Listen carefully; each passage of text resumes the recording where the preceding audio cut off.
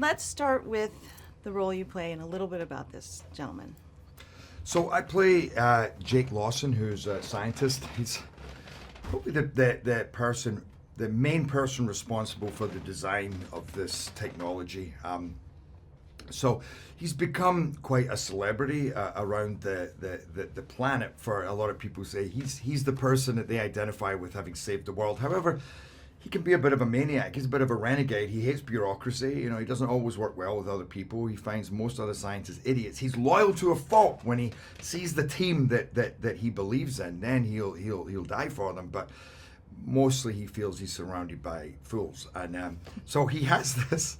He doesn't always have a great way of kind of expressing himself, or you can seem quite aloof. And I think a lot of this movie is an experience for him. He's learning to grow up. He's learning to work. He's learning to get over himself as a scientist, learning to work with other people, but also as a father and as a brother, learning to work with his brother, because he's estranged from his brother, mostly because of that behavior that he has. And that's an interesting dynamic, is flipping the older brother, younger brother cliche on its head, where I'm more like the younger brother, even though I'm the older brother, and I always expect him to keep me out of trouble. He's a politician, and he's having none of it anymore. So the beginning of the movie is basically set up that him and I are not friends, and we have to take this journey together to save the world and basically get over our resentments and our history.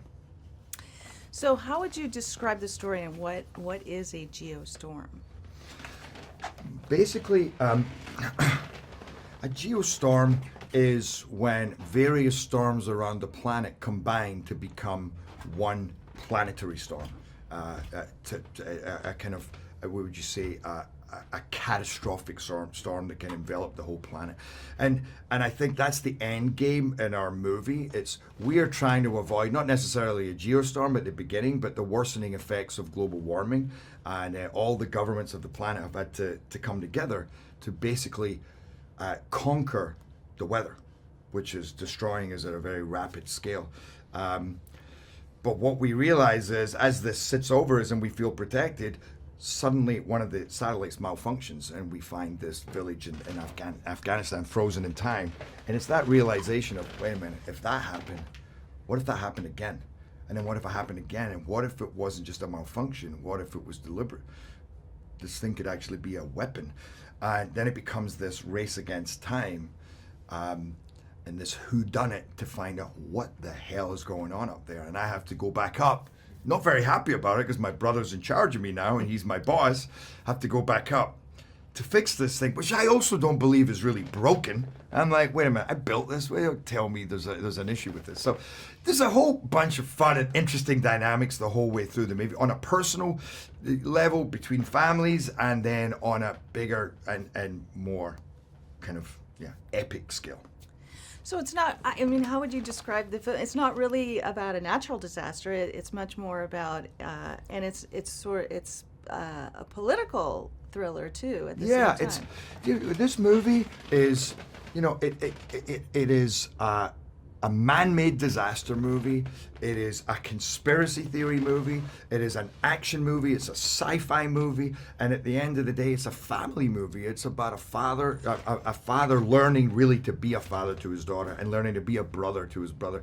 So it's very emotional as well. So it has all of those things going on, as well as, at the end of the day, couched in these visceral, jaw-dropping action sequences that take place all over the world and out of space. So it really has a lot going on. No, and it's not about natural disasters. That's dealt with in the first 5 minutes, where you watch this incredible montage explaining, and this is what I loved about it, global warming happened. We're not saying we could stop that. It just happened. We had to build something to deal with it. And that's a goosebump moment when you kind of see, one, watching it happening and realizing what you draw this dynamic without a doubt, or this relationship with what's happening today, but also mankind came together, and for once they combated something massive, and they forgot about their self-interest and their selfishness and their individually seeking power, and they thought from a global soul level, and they fixed something. But that's the setup for this movie, is what did that leave us vulnerable to? Where do we go after that? So it's a juicy film. Great term. So let's talk a little bit about Dean Devlin and being a writer, producer, director on the film, and what he brought to the project. And You know, you asked me, and Dean Devlin is Geostorm. He thought up the idea, you know, when his daughter one day said, "Dad, can't we just build a machine to stop global warming?" And for me, I would say, "Yeah, babe, maybe they will," and it's done.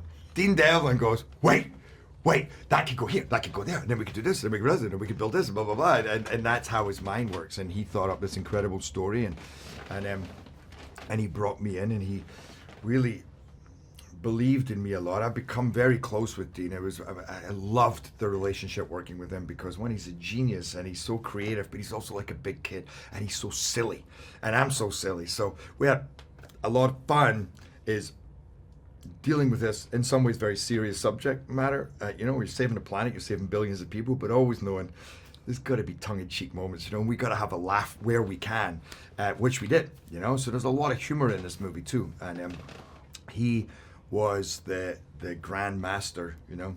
He just I enjoyed every second of working with him, and he did such a great job. I mean, it's not an easy movie to pull off. There is so much going on in this movie. So one, logically keeping it all together, and two, just keeping those stories and the tone between the space station and Earth, and then making it work. And all these different stories, action movie, family story, you know, who done it, all of those things. That's not easy to pull all that together, and I think he did an exemplary job. Hey, so I hope you liked the video. Now stay with me as I have an interesting behind the scenes movie fact from Fight Club.